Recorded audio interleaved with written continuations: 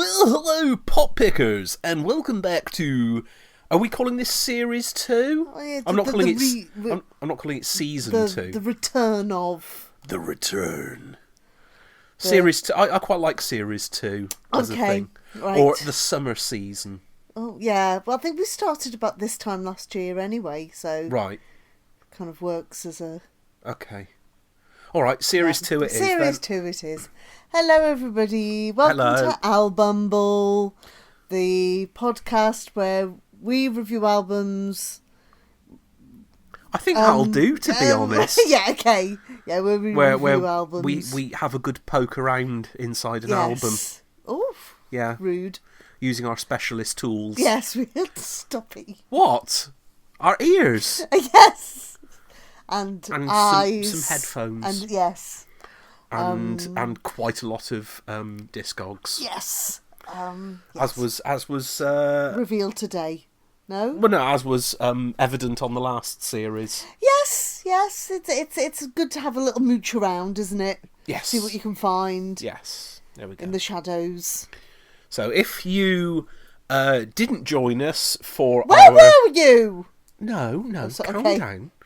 If you didn't join us for Eurovision season... Oh, yes. We'll just say that... Lucky escape. We got everything absolutely right with our predictions. It's just everyone got the votes wrong. Yes, yeah, we were right. Everyone else was wrong. Yes. Yeah. So yes, we were right about who the winner actually was. Yes. And everyone else was obviously listening to something else or following instructions from YouTube adverts. Anyway, moving swiftly along. So at the end of last series, that's what we're calling it, isn't it? Last series, we I said we were going to be reviewing... Oh, I've got an idea. Perhaps we could call the bit where we stop doing the albums to do Eurovision. Perhaps we could call that Eurolent. Eurolent. ALBUMBLE's Eurolent. Okay. Is that what we're going to call it from now on? Yeah, we can do, yeah. Okay. R.I.P. Shiter all right. Well, no. We call the break is known as the Eurolent, during which we make Shiter all right. I mean, perhaps this production meeting should have taken place before we started recording. Before we jump into our featured album of the day, yes. Would you like the update on acts previously featured in ALBUMBLE? So this might be a good chance if you've never come across us before. There might be something we talk about, you go, oh, that sounds interesting, or, oh, I remember that album. Maybe you can go and listen to it and then listen to one of our previous podcasts. Yes, which are all excellent. Yes. Actually, that's a lie. They do vary in quality slightly, and some are better than others. So let's have a rundown of some of the things that... I have 6 bits of news. Go on. If you've been anywhere near a radio tuned to 6 Music, Radio X, Radio 2, or most other radio stations, you'll have heard that Pulp have a new album coming out, which I think is called More. M-O-R? M-O-R-E. Oh, right. I thought it was in the middle of the road. That's not them. I think it's called More Pulp. Okay. Anyway, yes. So that's on, and they're doing shows as well. Oh, yes. They're Coach everywhere. Party have a new album coming out in September called Caramel. Do you have anything from the Joost Klein fan base? Not really. Obviously, the Joost Klein close family of Keria, who was at Eurovision. Yeah. And Tommy Cash, who came... third. I can't believe that's actually a fact. Came third at Eurovision. I blame TikTok. It's the boys who lost corner. So sorry to put it in a a negative thing, but the little is Baby Lasagna also part of that family? Well, yes, but he's not as I said previously. Keria has done stuff with Joost and Tommy Cash. Yeah. Baby Lasagna's not really been active in that triangle. Okay. Carry on. My Facebook feed constantly tells me that the Lightning Seeds are touring. Oh, so right, nice. I'm guessing that they're on tour. 35 years of the Lightning Seeds, which doesn't make you feel old at all, does it? No. Adult DVD have a remix EP out of the EP we reviewed, which is called Next Day Shipping, and a new single out called Because I Like It. There was a 10-inch single released by Boys Wonder for Record Store Day. Is that new or old stuff? I believe it's dredged from the archives, even more stuff that they didn't find on the recently re-released or the recently released compilation album that was supposed to be everything. And Anthony Shmerick also had a Record Store Day edition of his album out as well. Oh, so there you go. There's your quick rundown. Yes. So today we have been listening to Headquarters by the Monkees. We have. Have you got anything you'd like to say out the bat, or no? I've got a few things that might set the scene. I've got some conclusion items.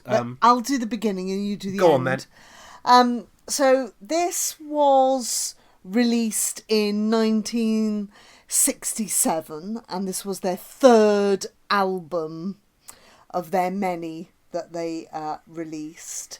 However, this was the first one that they actually had some control over, having not really played, even though they played on the show, they didn't actually play a lot of the instruments on the actual albums up until now. Yes. And they didn't write anything on the first two albums. They did write stuff, but it just never got on the albums. No. Now, this particular album, just to set the scene, as I said, was released in 1967. Mm-hmm. Got to number 1 on the US Billboard charts. Yeah. Now, just to solidify, how big or how popular the Monkees were, their first album, which was called The Monkees, was at number 1 the beginning of November 1966, and stayed there until February the 4th. Lovely. It was then overtaken by their second album straight away, More of the Monkees. That's quite an achievement, that is. Now, there was then another album called by Herb Alpert, which was took over from that before Headquarters. Right. And then the album that overtook Headquarters was some album called Sgt. Pepper by the Beatles. Oh, Sgt. Pepper's Boney Farts Club Yes, House. Yeah, I don't think that'll ever come of anything. No. What happened to that? That disappeared without a trace. So, yes, it was very much of that. I did read this was at number 2 for 11 weeks behind Sgt. Pepper. So they were in the Joe Dolce Ultravox position of... Yes, sitting behind Bryan Adams. Yes. Oof. So, shall we have a look through the set list? Let's have a wander through, shall we? Okie dokie. So we start with track 1, which is called You Told Me. Mm-hmm. And this is basically a pop song about being cheated on, not being lied to by his girlfriend. And it's very poppy. Yeah. It's very jangly. It's very 60s. It's a nice, safe opener. Yes. Considering what comes afterwards, one may think that it's just going to be an album full of these Beatles adjacent, but it's a bit more than that, and thankfully. It's very much has the sound of early Beatles, sort of Beatlemania era Beatles as well. I've put this is a solid opening track because this is what this feels like a solid foundation. Yes. I like the harmonies yes. and the combination of the rhythm guitar and the percussion, which are really energetic and almost competing with each other through this. I thought was really good. This is a Mike Nesmith composition, and he takes the lead vocals on this as well, which he does. I found. I'll set this out sort of early on-ish. Go on. I think this album works if you assess it as 4 EPs. Yes. So if we say side A, track 1, 2, 3 is the first EP. This is, I think, this sort of starts off. All the first 3 tracks are relatively safe pop territory. Yeah. So track 2 is "I'll Spend My Life With You." Yes. I would say that this song has rather basic lyrics. It's rather kind of in your face. It's very interesting that we've got almost exactly the same conclusions from this. I quite like. I say like. It's not really my style. But I think it's interesting that they've got a song that's got a kind of jaunty, almost country-esque, that slidey guitar type thing. I think the slide guitar is probably my favourite thing on this. Yes. It does also have a slight off-rhythm, which almost gives it a kind of reggae, ska. If they were to have junked it that way. Yeah. It could have gone, but it might have sounded a bit white. Well. Yes, it kind of moves on nicely from it's not too much of a jump from the first to the second. No. But the quality. Yeah. You can tell the quality of songwriting. This does feel like something that has come from production line songwriters. Yeah. Lyrically, it's on the nose and it's not inventive. No. So, that was pretty much everything I had to say about it as well. Can I also just say as well that these are rather short songs, aren't they? Yeah. There's a lot of almost kind of modern... the modern songs these days seem to be not very long. Yes. And it's quite... It does make it easy to get through when you've got lots of short songs. You say that, but I found it quite difficult to collect my thoughts about each song and then write them down without stopping before we went on to the next one. Because normally, by the time we get about sort of 2/3 of the way into a song, I'm getting a idea of what my brain is tripping over about that. And this is, it's quite intense, and it's bang bang bang bang bang all the way through. And I think that makes it quite difficult to review something like this, especially if you were trying to review it in a hurry. I think that was remarkably difficult because I had to listen to this through at least twice. Yes. Before I had notes Some on ideas. everything. So, yeah. So, number 3? Is Forget That Girl. So, this is a Davy Jones smoochy number. It's kind of hippie-ish. It's a bit more laid back. Yeah. Slightly jazzy. In a kind of bossa nova. Yeah. Not rather than a kind of in the jazz club. It's more Girl from Ipanema. It still feels very production line pop to me. I thought the sound of how it's put together, it almost sounds a bit Freddie and the Dreamers. Yeah. That sort of novelty, kiddie boppy sort of sound. And the fade out at the end of this is just so spectacularly lazy. Yes. I don't know if it was edited down to to make it fit on the LP. Yeah, I think being able to finish a song is quite difficult.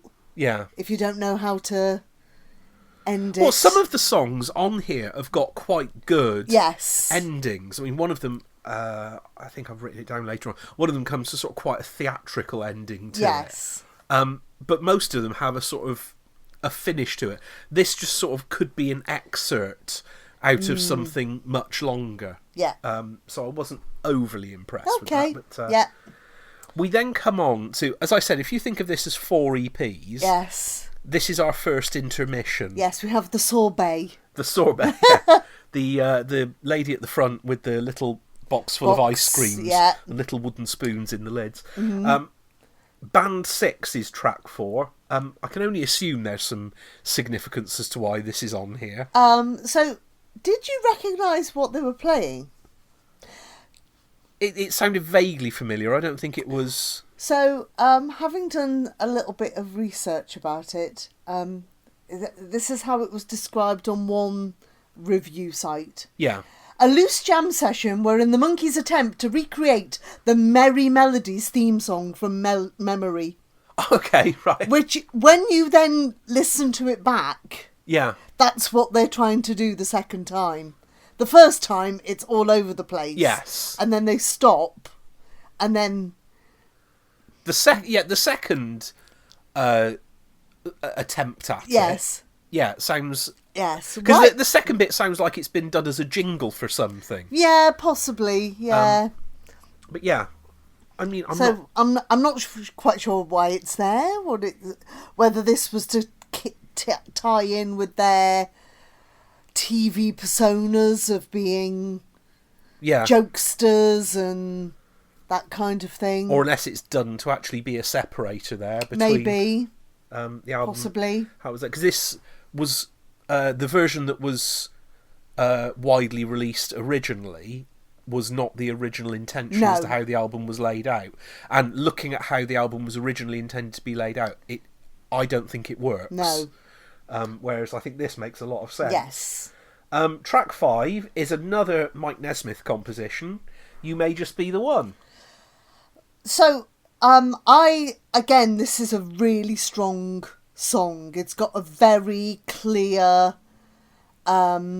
identity. Yeah. And it's got a nice, strong, unusual cadence to it. It's very similar to... well, it's not very similar, but it's kind of similar to We Can Work It Out by the Beatles. Yeah. The way it kind of goes over the line, over the edge of the line. And a little bit of extra information. This is the only song on this album that features the Monkees playing the instruments that they actually played on the TV.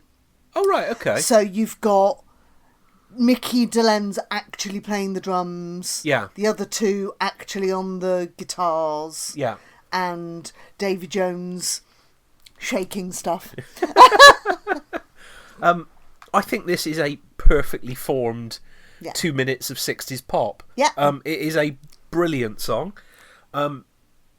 I'm sure there are other songs off this album that have been used in the TV series. Yes. But this is the one that, when we were listening to this together the first time today, this is the first one where, oh, I remember that one. Yes. And I particularly like, there's a greater matureness in the lyrics. There's a bit of wisdom to it as well.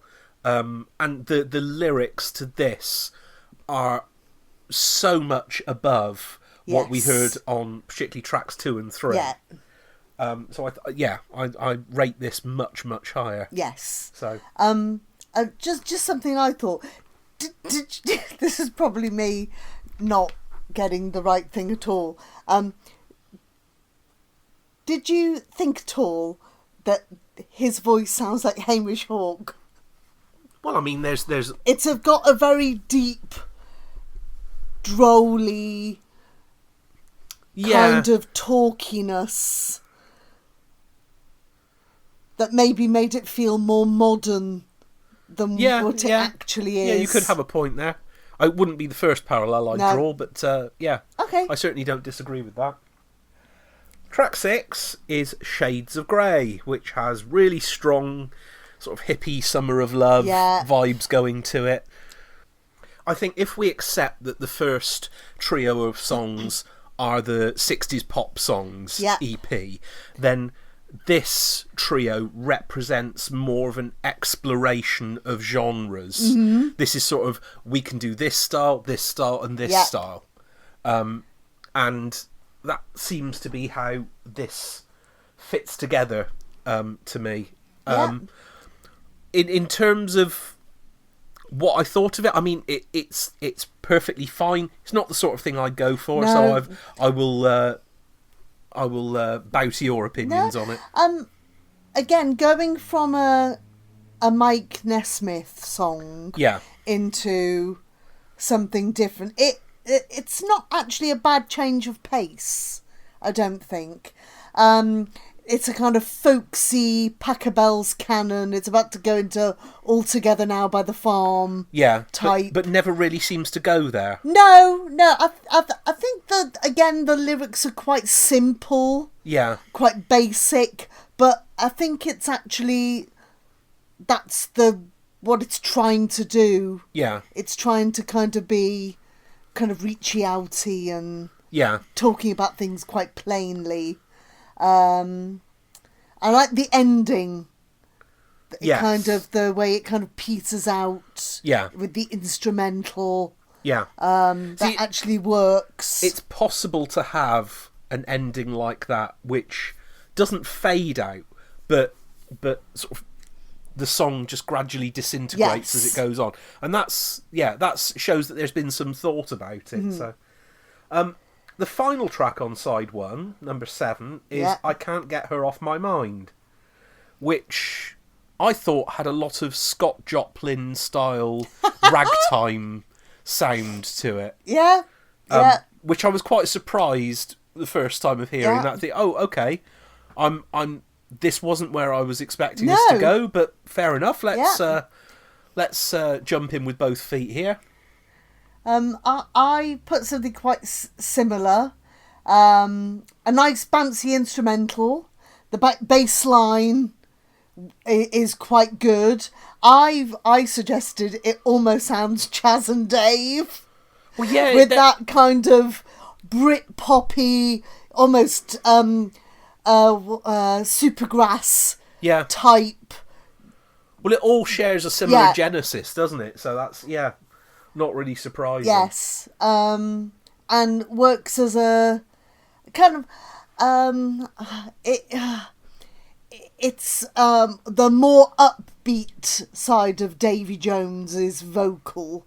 Yes. Considering we had something a bit more ethereal and less showy. This one's a lot more a character, a lot more what's the word I'm looking for? Can't think of the words. To me, this feels like Forget That Girl if they'd actually put some effort into the writing of that song. Yes. And the arrangement of it. So we flip over the album. Yes, we do. Onto side 2. And we start up with For Pete's Sake. Yes. Which on some pressings was also called Closing Theme. Yes. So this is, again, quite Beatlesy. Yeah. Again, shares that hippie freedom movement. And again, sharing that slightly Britpop feel. Obviously, that was far in the future, but as a reference point, it does have that kind of. It's in that genre. Yes. I thought the layered vocals stack up with the sort of quite sparse musicality of this. to produce something that it feels as though at one point it's going to turn into a protest song, and it's building up to that sort of level of chanting and anger going on. Obviously shares themes from Shades of Grey, as you said, with the hippie thing, but I think this is far more interesting, and there's far more going on here. So that leads us into track 9, which is Mr. Webster. Which is a little darker. Yeah. A little more trepidatious. Yeah. Should we say. This one is less Beatlesy, more Simon and Garfunkel. Yeah. It's got that... the name I came up with was Cat Stevens. Yes. I thought this song reminded me of The Sound of Silence. Yeah. The way it goes... La, la, la, la, la, la. Yeah. That kind of...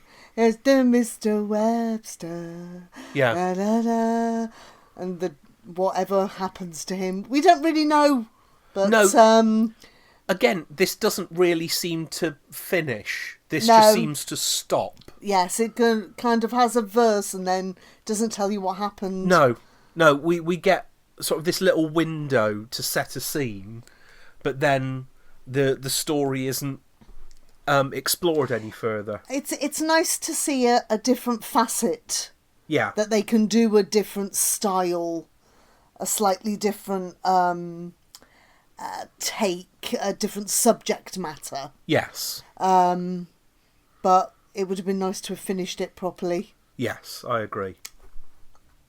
So that brings us up to Sunny Girlfriend. Yes, which is another Mike Nesmith. Yeah. It's another quality composition by Michael Nesmith. Yes. So again, the vocals are very good, but also very different. Yeah.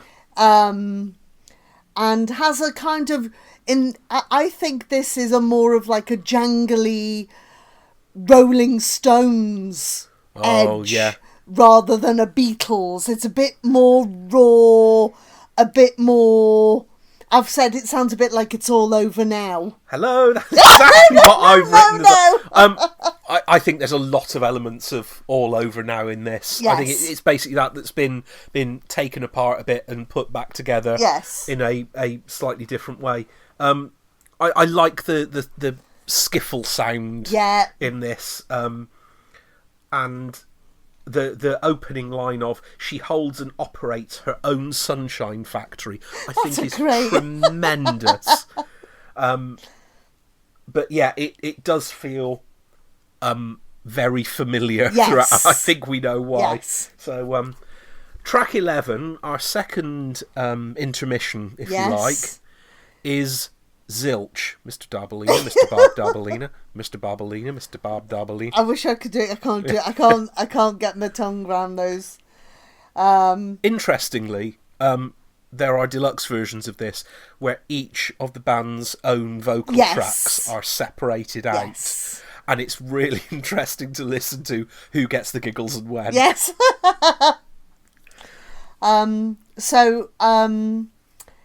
You've got each of the band members with a different line. Yeah.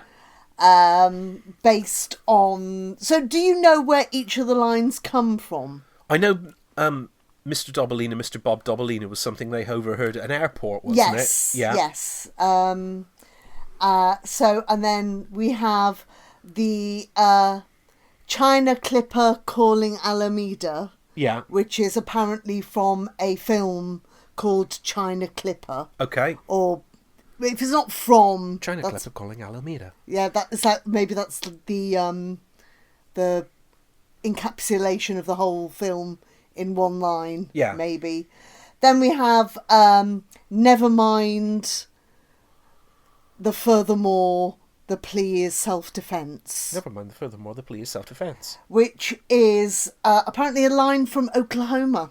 Oh, okay. Oh, Oklahoma. Yeah. 14 O's, 1 Oklahoma. Yes.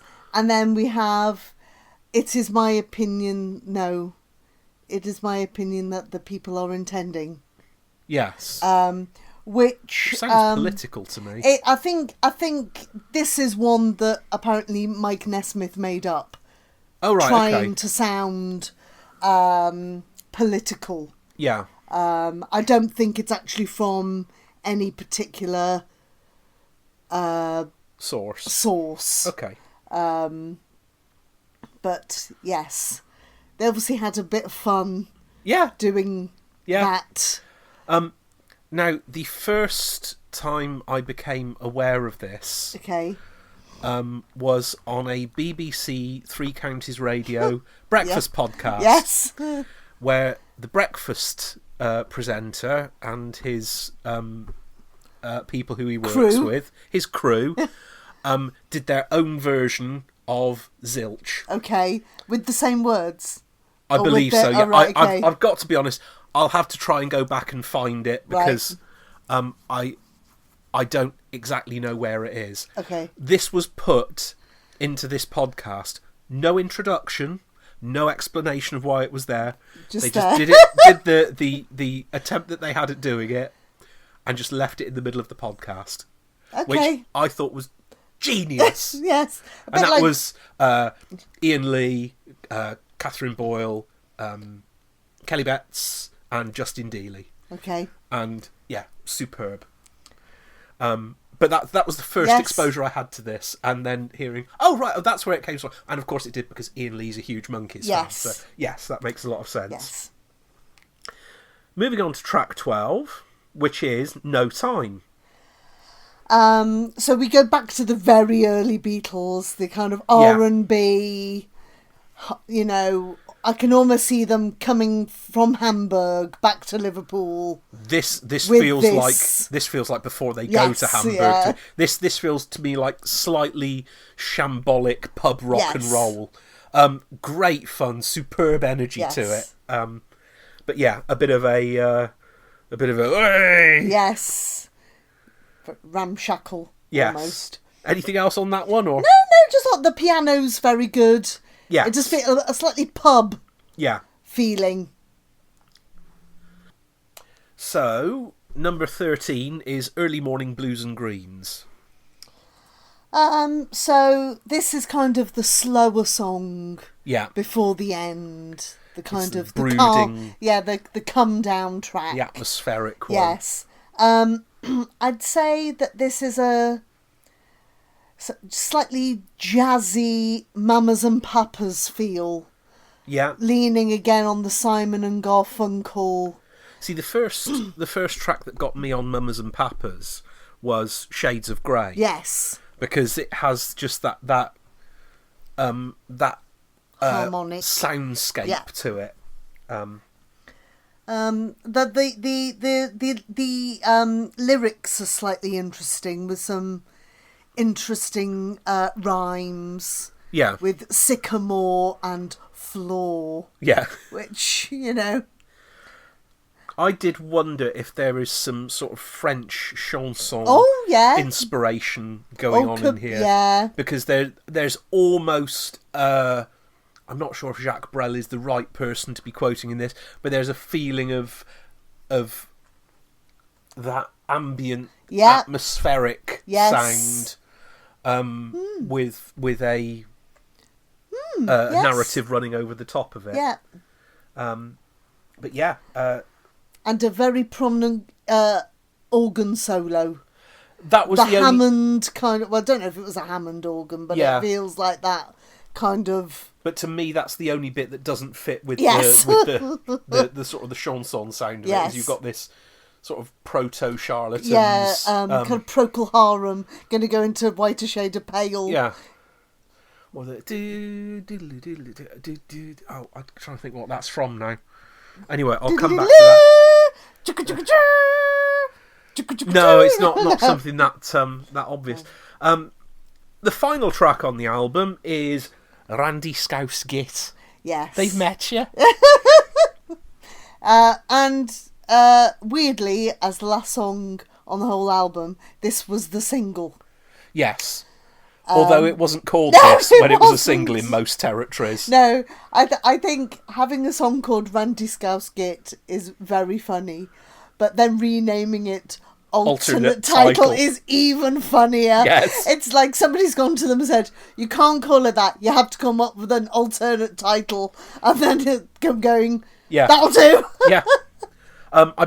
I believe I've read through part of my readings about this. That was Mickey Delenz's response. Was you can't call the song that, it needs to have an alternate title. No. Okay, there you go, alternate title. Yeah. There's the ragtime theme. Yes. Rears its head again. Now we're back as we were at the end of side 1, at the end of side 2, with that sort of ragtime theme going through it. Through the verses at least, where you sort of have this memory of the party going on and perhaps slightly taking the piss out of people involved in the music industry in that point as well. And then we have these wonderful kettle drums or something along those lines that beat their way in to the chorus. Boom, and they start rumbling in the background like thunder. And then we have this shouty tribal chanting of criticisms aimed at young folk of the time. Why don't you cut your hair, boy? Which fills the chorus. Yes. So, two very disparate parts of a song. I think they work together superbly. Yes. The lyrics are rather interesting. So it talks about a wonderful lady who's mine, all mine. Yes. Who was Mickey Delenz's girlfriend at the time. Yeah. May even have become wife. The future Mrs. Delenz, yes. Mrs. Delenz. There is an interesting line about there being talcum powder on the floor. Yes. Whether he means talcum powder. I'm guessing not. And then we have a word I'd never heard of before, which is naugahyde. Oh, right, okay. So naugahyde is a artificial leather.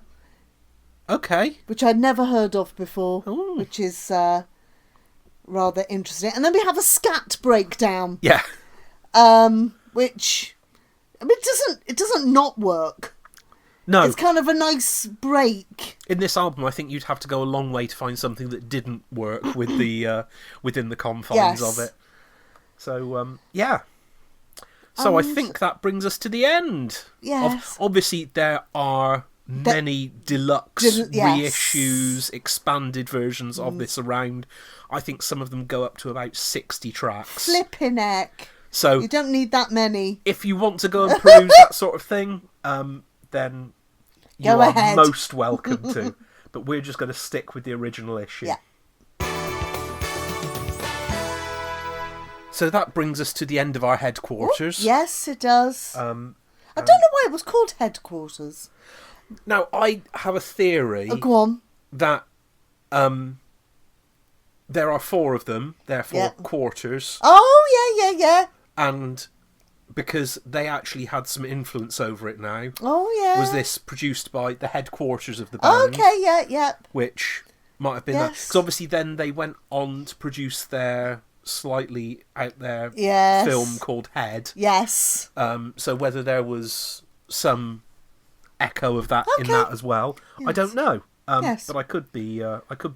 That's but a good that job. was my interpretation of it. So what are we? So we will be back in a few weeks' time. Oh, we'll be back when we're back. Yes. Yeah. And you get to choose the album or EP or conglomeration.